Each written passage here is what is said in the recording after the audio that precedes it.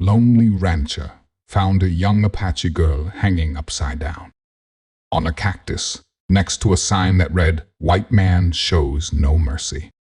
In the relentless summer of 1878, the desert sprawled like a cracked parchment under a sun that scorched without mercy, its heat rising in trembling waves from the parched earth, where the wind, whispering through dead mesquite leaves like secrets too heavy to keep, carried the faint scent of sage and distant smoke. Caleb's mare, Sage, snorted softly, her hooves kicking up dust that clung to his faded denim shirt as he checked the fence line, a ritual performed 362 days a year since the tragedy. The wind, whining low like a ghost mourning its name, brushed through the sagebrush, stirring a faint sound, a whimper, weak and sharp, like a thread about to snap. His heart slowed, a heavy thud against his ribs, and he froze, head tilting like a hawk sensing prey. Tying Sage to a gnarled mesquite, its branches clawing the sky like skeletal fingers, he slung his rifle over his shoulder and moved through the scrub, his boots silent on the cracked earth. The desert held its breath, the silence sacred, broken only by the wind's soft sigh carrying the scent of sand and creosote, a warning woven into the air. In a clearing ringed by boulders, Caleb stopped, his breath catching like a stone dropped into his well. There, bound to a towering saguaro cactus, was a young Apache woman, no older than 20, her wrists lashed with mesquite fiber rope. The cactus's spines, each 2 inches long, pierced her sun-darkened skin, drawing thin streams of blood that stained her tattered cotton dress. Her face, cheekbones carved like canyon walls, was framed by long black hair, falling like a curtain, matted with sweat and dust. Her eyes, dark as obsidian under a moonless sky, flickered with fear, yet burned with a defiance that struck Caleb like a spark in dry grass. Above her head, a crude wooden sign stabbed into the earth screamed in red paint, "The white shows no mercy." The words, scrawled by the border militia, a band led by Silas Iron Handstone, were a blade aimed at both Caleb and the woman, whose well was their true target, a prize worth killing for in this water-starved land. Caleb's throat tightened, bile rising like a bitter tide, his face hardening, the lines around his eyes deepening like canyons carved by years of guilt over Lily's unanswered cries. The wind returned, gusting harder, carrying the scent of distant smoke, as if the desert itself whispered of danger. Caleb's hand trembled, gripping his knife's handle, the blade that had earned him his name glinting like a silver vow. "Goddamn," he muttered, his voice hoarse as gravel, his jaw clenching as memories of Lily, her small hand slipping from his and the fire's chaos clawed at his heart. Her face, etched with pain, yet fierce as a hawk tethered by ropes, mirrored Lily's stubborn spark, and something stirred in Caleb, a river long dry, now rippling with purpose.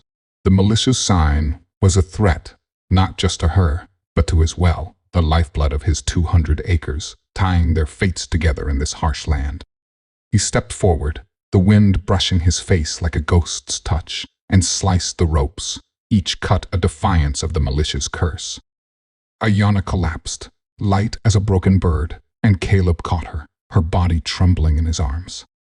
He grasped her hand, his calloused fingers wrapping around her bloodied ones, feeling the faint pulse of life beneath her skin. "Hold on, girl," he murmured, his voice soft as the desert dusk. "You're safe for now." Her eyes fluttered, frightened yet searching, like a blade drawn halfway, and Caleb, his face softening for the first time in years, touched her cheek, wiping away dust and blood with a gentleness that surprised him. "You got a name?" he asked, his tone low, like the wind sighing through the rafters of his house. She didn't answer, her lips parting only to breathe, but her fingers tightened on his coat, a silent plea. "Ayanna," he said. the name rising unbidden, like a memory of a river he'd seen in his scouting days, dry most days, but fierce after rain. Quiet, but strong. Suits you. Her eyes blinked once, slow, no protest, just breath. He draped his coat over her shoulders, the denim rough against her wounds, and lifted her onto sage, cradling her against his chest as the wind softened, casting long shadows across the trail to his ranch. Caleb Long Knife Holt, a rancher weathered by 40 years of sun and sorrow, trudged along a dusty trail, his boots grinding against the brittle ground of his 200-acre spread. His face, a rugged map etched by grief, bore deep lines around a strong jaw dusted with stubble, his eyes pale as winter sage, cutting through the haze, reflecting a heart that had turned to stone since the fire 5 years ago, when raiders white men, though the town whispered of Apache, reduced his wife, Claire, and 10-year-old daughter, Lily, to ashes. Once a border scout, Caleb earned his nickname from the 6-inch Bowie knife at his belt, its handle worn smooth by hands calloused from roping cattle and burying loss. His ranch house, a modest outpost of adobe and pine, stood a half-mile off, its roof of rusted tin, groaning like an old ballad, and patched walls, a testament to his stubborn endurance, holding 2 books, a tattered Bible, and a worn almanac on a shelf beside a faded quilt stitched by Clara, the only relics of a life burned away. The house, honest as the man himself, clung to the edge of his land, centered around a well that bubbled up from deep earth, a lifeline coveted by land barons who ruled these parts with greed as sharp as spurs. The house loomed ahead, its adobe walls scarred by time, its single room a refugee where Caleb had lived alone since the fire, the quilt on the cot a fading echo of Clara's hands, the shelf's books a silent prayer for redemption. The well, its waters shimmering like a vow carved in liquid silver, 100 yards off, stood as a beacon of hope and a target for greed. Caleb glanced at her, her head pressed to his chest, her breath like dry leaves skittering across stone, and his face lined like the cracked earth tightened with resolve. The militia's words burned in his mind, but he pushed them away, his heart stirring like a river after rain. This was choice, a step into a wilderness heavier than any he'd faced. If this tale of a scarred man and a defiant girl speaks to your soul, join us at Wild West Love Stories for more tales of love born in the desert's fire. The sun had sunk below the jagged ridges of West Texas, painting the sky in shades of bruised purple and molten gold, as Caleb carried the woman into his humble ranch house, a weathered sanctuary of adobe and pine that stood defiant against the relentless summer of 1878, its tin roof catching the last glimmers of daylight like a weary sentinel. The house, a single room with a sagging loft, was as unyielding as the man who built it, its walls patched with clay and old sheet metal, scarred by 5 years of wind and memory, since the fire that stole his wife and daughter. Inside, the air was thick with the scent of dust, leather, and the faint tang of mesquite smoke. The floorboards worn smooth by Caleb's solitary tread, a single lantern flickering on a rough-hewn table like a heartbeat struggling to hold steady. A lone shelf held 2 books, a tattered Bible, and a worn almanac, beside a bundle of dried sage and a faded quilt, stitched by his late wife, Clara, draped over a cot in the corner, its threads whispering of a life lost to ash. The house, modest yet honest, stood as a testament to Caleb's stubborn endurance, a man who had carved a home from the desert's cruelty, just as he had carved his survival from loss. Caleb, his face a map of sorrow etched by sun and grief, laid her gently on the cot, her body light as a desert wisp, her skin marred by the saguaro's spines, each wound a silent cry against the border militia's brutality. His features, weathered as the red rock cliffs beyond his 200-acre ranch, bore deep lines around his mouth, like canyons carved by years of silence, and his gray eyes, sharp as storm clouds, flickered with a quiet storm of guilt and resolve. His jaw, square and dusted with stubble, tightened as he studied her face, her dark eyes glinting like obsidian under a moonless sky, fierce yet clouded with fear, like a hawk tethered by unseen chains. Her long black hair, matted with sweat and blood, fell like a curtain over her face, and Caleb, his heart a barren plain stirred by a sudden gust, felt a pang, like a stone dropping into the still depths of his well, rippling with memories of his daughter, Lily, whose eyes had once held the same defiant spark. He moved with the deliberate grace of a man who had faced too many ambushes, gathering a tin basin, a clean cloth, and a jar of salve crafted from yucca root and chamomile, remedies learned from a Comanche trader in the days before his world burned. Kneeling beside the cot, he dipped the cloth into warm water, wringing it out with hands calloused from roping his 30 head of cattle and wielding his 6-inch Bowie knife, and began to clean her wounds, his touch reverent, as if washing away not just blood but the desert's curse. Her skin flinched, her breath catching like a thread snagged on a mesquite thorn, and Caleb paused, his eyes meeting hers, steady as the cliffs that guarded his land. "I ain't here to hurt you," he said, his voice a low rumble, like the creak of the windmill that stood 50 feet from the house, groaning under the weight of the desert's relentless wind. She said nothing, her lips sealed like a dry riverbed, but her fingers, trembling like sagebrush in a storm, clutched the quilt's edge, and Caleb, sensing the weight of her distrust, retreated to a corner, tending a pot of beans over a small fire. The silence between them heavy as the guilt carried for failing Lily 5 years ago, her cries echoing like a coyote's wail across a canyon. Days bled into one another, each dawn igniting the desert in hues of fire and ash, and the woman remained a silent shadow, her posture tight as a coiled rattlesnake, her eyes tracking Caleb as he worked mending fences under the blistering sun, hauling water from the well that was the lifeblood above. His ranch, coveted by land barons and the border militia alike. She refused food, her hunger a quiet defiance, but Caleb left plates of cornbread and jerky on a stool, never pressing, his broad shoulders hunched as if bearing her pain alongside his own, his face lined like the cracked earth outside softening only when he thought she wasn't watching. One afternoon, as he repaired a fence post, a bead of sweat stinging a fresh cut on his hand, she emerged from the house, her bare feet tentative on the hot earth, like a river testing its banks after years of drought. She pointed to a patch of prickly pear near the well, its pads vibrant against the dust, and said, her voice dry as midsummer sand, "Crush that. It heals." Caleb's eyes, gray as a brewing storm, met hers, and he nodded, crouching to pluck the plant. As she handed him the pulp, their fingers brushed, a fleeting touch like the first raindrop on parched soil, and Caleb grasped her hand gently, his thumb tracing the rope burns on her wrist, a silent vow of protection. "Obliged," he murmured, and her gaze, sharp as a blade drawn halfway, softened, her lips parting as if to speak, but the words remained buried, like water hidden beneath the desert's crust. The fragile peace shattered when hoofbeats thundered across the horizon, a cloud of dust rising like a warning from the earth itself on the 7th day since Ayana's rescue.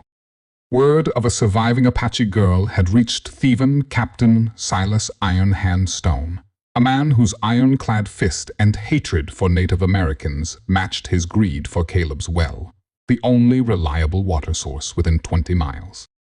5 riders, their canvas coats stained with dust, descended on the ranch under the guise of security checks. Caleb, his face hardening like the red rock cliffs, ushered Ayana to a trapdoor beneath the floorboards, a relic from his scouting days.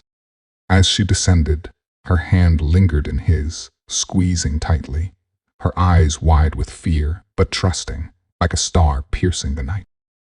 "Stay low," he whispered, brushing his fingers against her cheek, a gesture as tender as it was urgent, before sealing the hatch. Outside, Silas dismounted, his voice sharp as a spur. "Heard you're harboring a fugitive, Holt," he sneered, eyes narrowing like a vulture circling carrion. Caleb stood on the porch, his 6-foot frame unyielding, his face a stoic mask, the lines around his eyes deepening like canyons under the weight of defiance. "Ain't nobody here but me and the ghosts," he said, his voice flat, a desert wind carrying no warmth.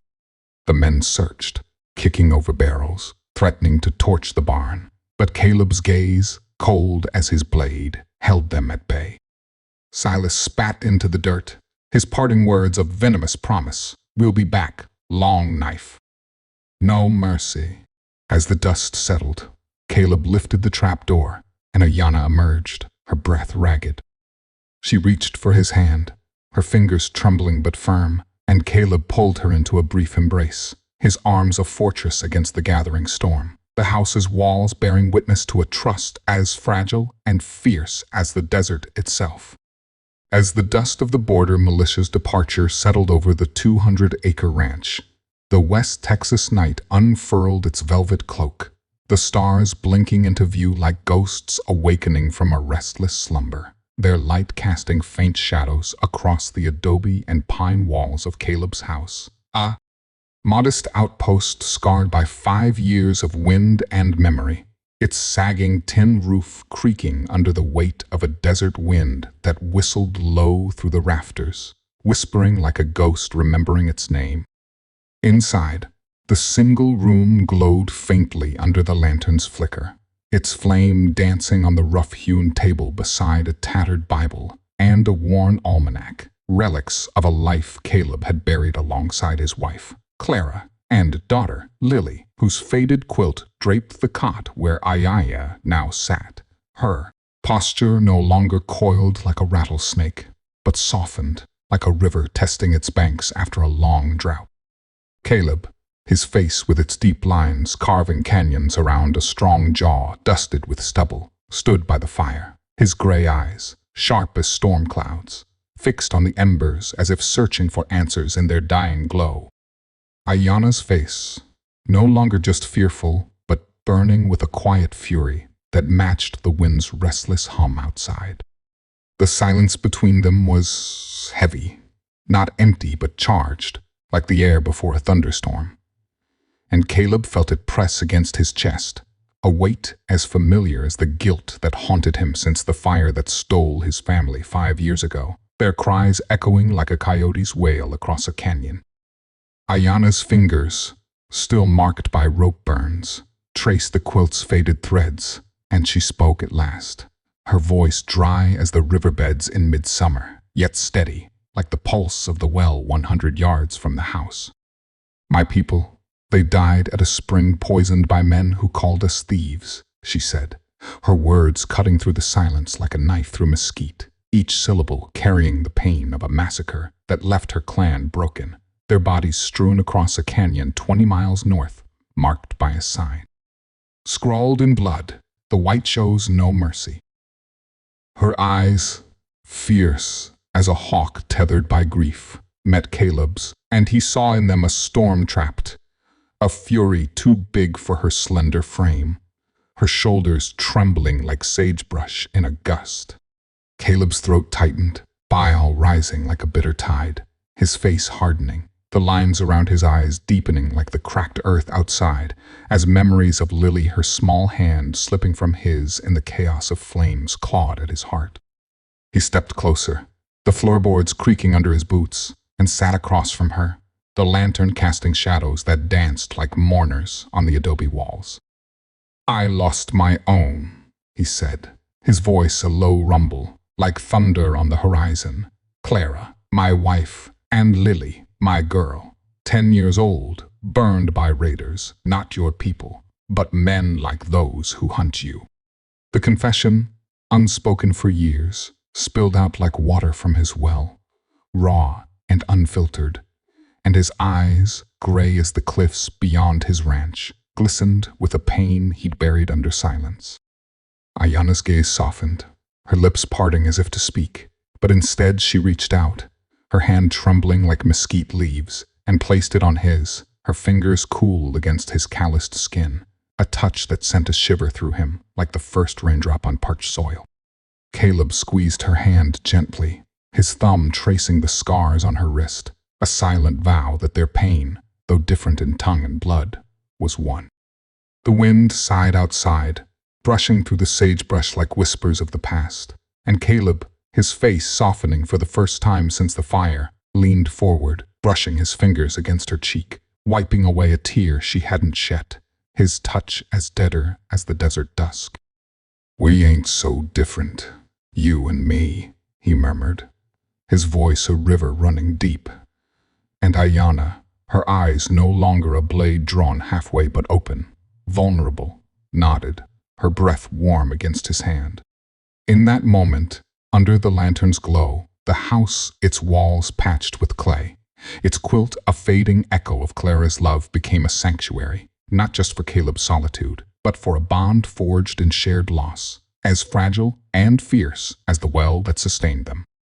Days turned into nights, each dawn igniting the desert in hues of fire and ash, and Ayanna, no longer a silent shadow, began to teach Caleb the ways of her people, her voice steady as she showed him how to read the wind's direction, the tracks of a jackrabbit, or the hidden springs beneath the earth, knowledge born from a life woven into the desert's pulse.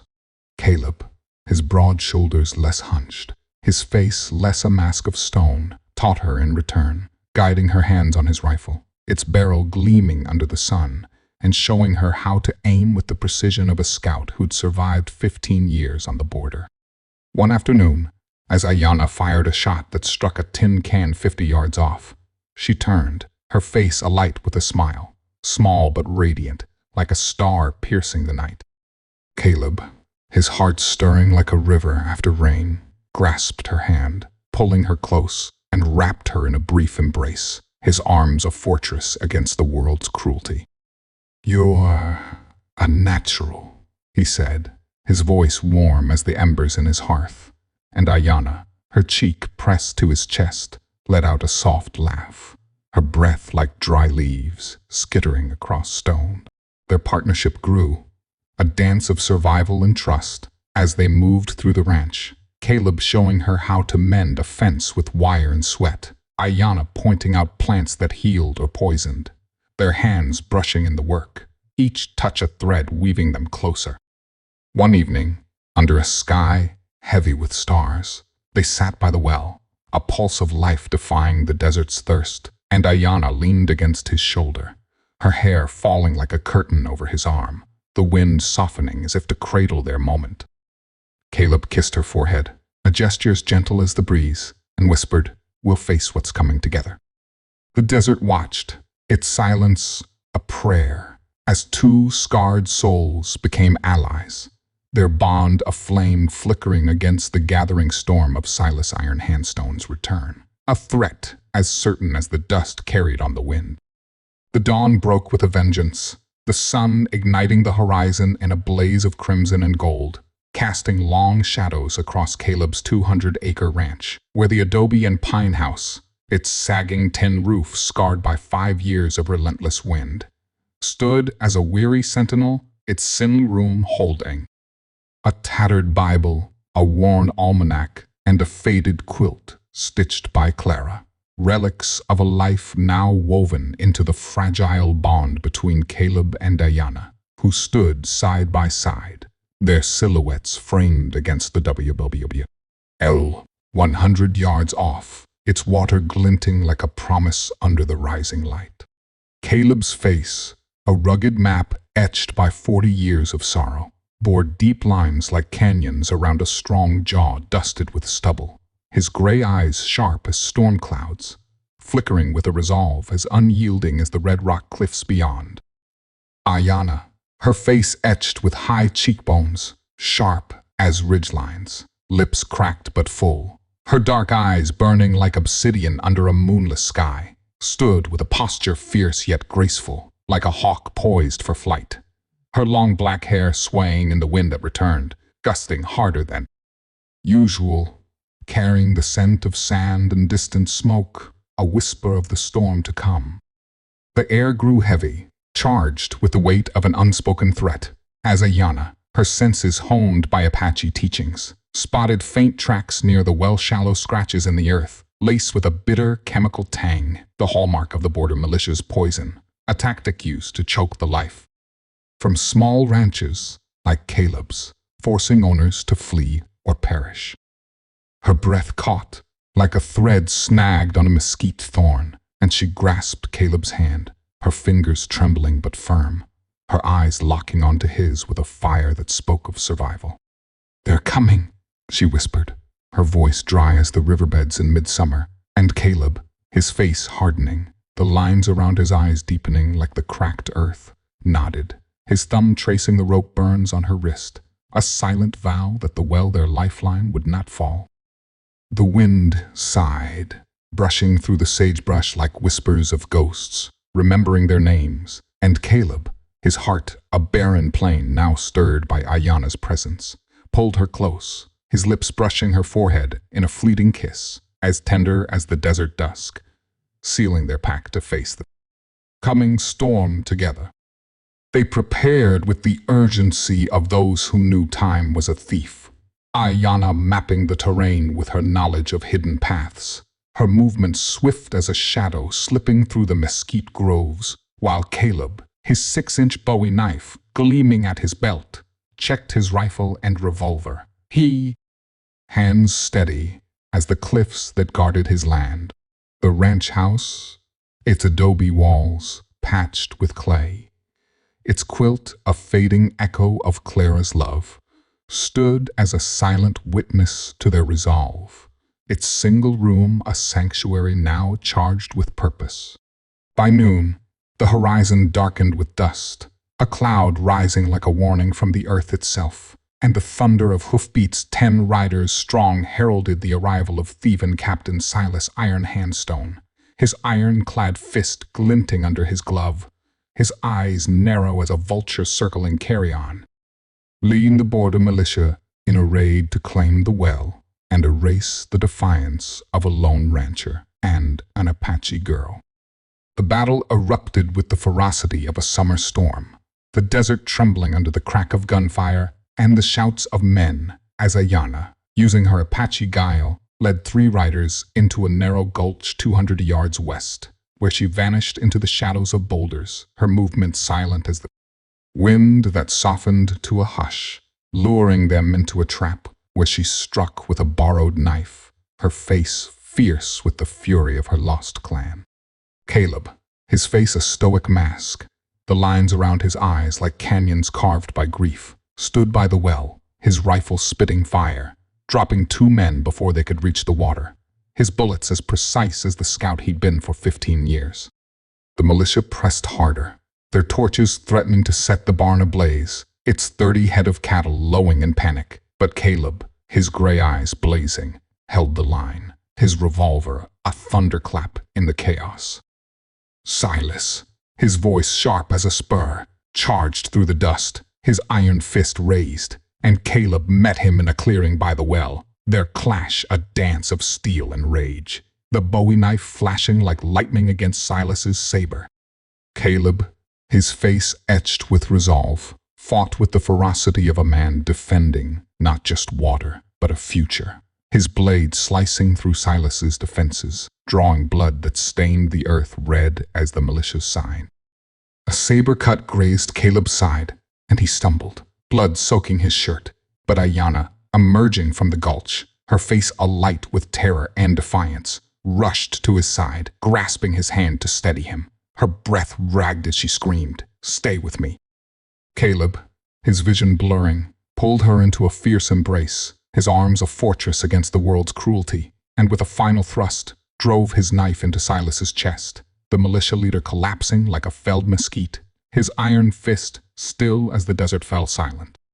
The remaining riders fled, their hoofbeats fading into the wind that returned, gusting harder, carrying the scent of blood and smoke, as Ayanna, her hands trembling like sagebrush in a storm, tore strips from her dress to bind Caleb's wound, her fingers deft as she applied yucca salve, her eyes locked on his, fierce yet tender, like a river finding its course.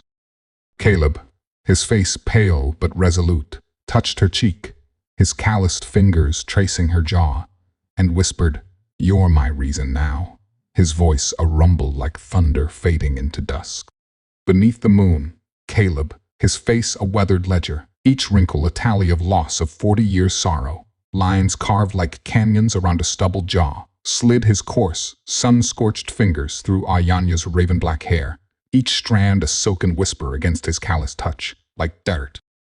Stone meeting a fleeting stream. Their breaths, hot and ragged, collided like storm winds, carrying the ache of shared scars, his for Clara and Lily, hers for her slaughtered clan. His lips, rough with stubble, met hers, soft and yielding, in a deep, fervent kiss, their tongues entwining with primal hunger, a dance of strength and tenderness that burned through the scars of their pasts. Ayana, delicate yet resilient, pressed against him, her supple form a desert vine curling around his weathered, iron-hard frame, her curves molding to his unyielding strength, nails biting into his blood-stained shirt, as if to meld their pain into one. Their heartbeats thundered, a shared pulse of anguish and desire, each throb a cry from hearts torn by grief, now melting into a searing, sweet unity. His rugged hands, forged by years of toil, cradled her face with a gentleness that belied their hardness, while her lips, sweet as sagebrush blooming after rain, tasted of salt and survival, carrying unspoken vows. This deepened, a slow, sensual tide, tongues exploring with a tenderness that unfurled like dawn over the Siam Sea, washing away the bitterness of their wounds. Ayana's eyes, obsidian stars glinting with unshed tears, locked onto Caleb's storm-gray gaze, her body entwining his like a vine claiming a weathered oak, soft yet tenacious against his enduring hardness. Her breath hitched, warm against his jaw, as sweetness spread, a fragile promise, rising from the ashes of their past, kindling a fire between two souls. By the well, under the wind's soft sigh whispering through mesquite like ghosts, remembering their names, their kiss a vow of raw, unbreakable love blossomed, eternal as the desert's heart, binding their broken hearts in a reborn Siam Sea, where pain dissolved into a flame of hope, fierce and everlasting. The ranch house, its walls scarred but standing, watched as they sat by the well, Ayana leaning against his shoulder, her hair falling like a curtain over his arm, the water glinting like a vow unbroken. The desert, its silence a prayer, bore witness to their victory, the well a symbol of life and love, as two scarred souls, bound by blood and fire, faced a horizon where the wind whispered not of loss but of hope, a promise as enduring as the cliffs that cradled their land. The dawn broke like a lover's sigh, its amber light spilling over the saw-toothed mesas, bathing Caleb's 200-acre ranch in a glow tender as a whispered secret, where the earth, bruised from the border militia's rampage, lay hushed, its scars kissed by a breeze that wove through brittle. Kala, carrying the scent of scorched leather and blooming ocotillo, a hymn to life persisting in the wake of chaos.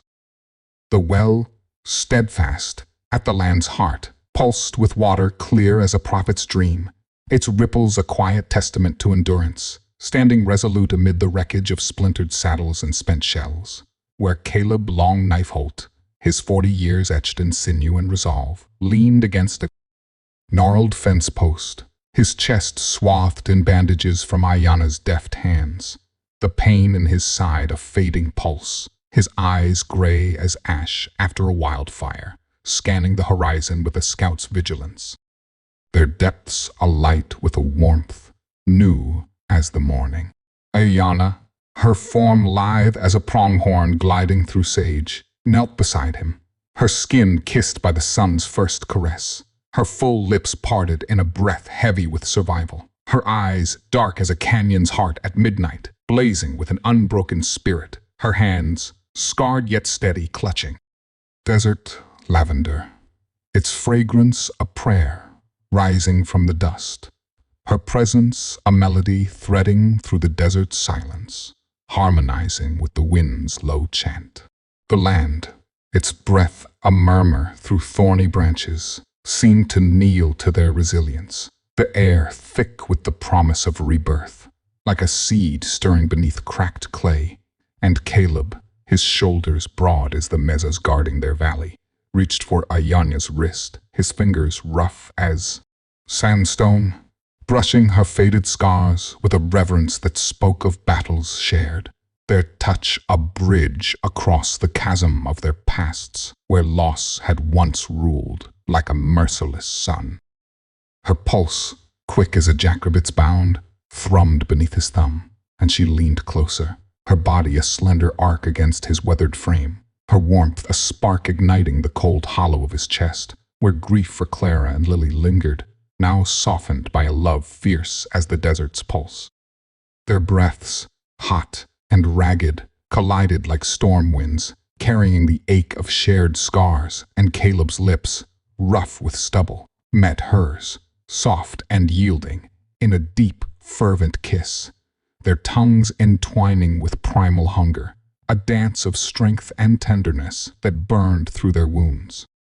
Her nails biting into his blood-stained shirt, as if to meld their pain into one, her curves molding to his iron-hard frame, like a desert vine curling around stone, sweet as sagebrush blooming after rain.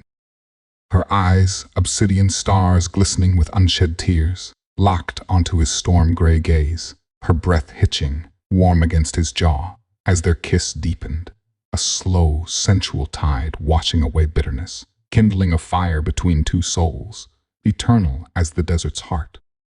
"We're still here," Ayanna whispered, her voice a melody soft as riverbeds blooming after rain, and Caleb, his jaw tight with a scout's stubborn resolve, nodded, his eyes glistening like dew on sage, a vulnerability piercing the stone of his heart, as if the desert wept for their survival, its tears cooling in the well that stood as their sanctuary, a lifeline wrested from greed's iron grasp.